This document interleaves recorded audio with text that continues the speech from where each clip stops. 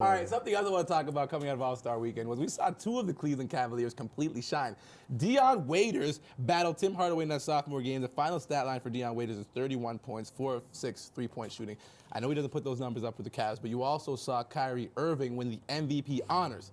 Now, this is a Cavs team that just fired their GM because when you looked at the roster at the beginning of the season, you thought you had something to work with.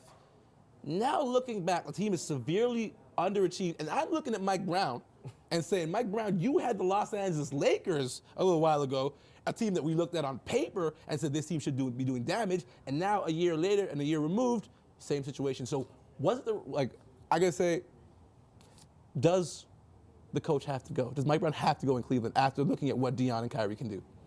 I think so, because if you have two talented players like that are shining among stars, then they should be putting up those type of numbers every night. You should be getting them the ball more often, working around plays that revolve around them, you know what I mean? Like, even though Kyrie Irving is the star there, and he does get a lot of touches, obviously, because he's a point guard, but it's just a team sport, and if the team's not working, but two players are, then the coach is obviously the problem, you know what I mean? There's a few things to look at. First of all, every night in the NBA they play defense. And in these All-Star games, there wasn't so much, right? The other thing to look at is... There was no Kobe, so no one played defense. But they didn't do this together.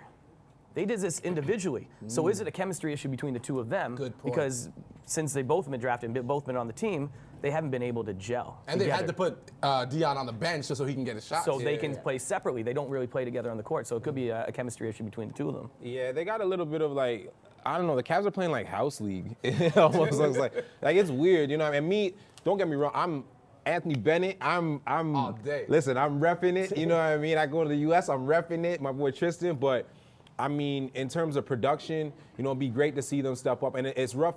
It's rough for me as a Canadian to watch our first #1, you know what I mean, get an opportunity. And if he was just doing decent, hey, a few weeks, he's stepping up. He's stepping up now. He's stepping up now. And I want to see him end the second half of the season strong. You know what I mean, just to let everybody know that, okay, you know what I mean, it was legit. You know what I mean,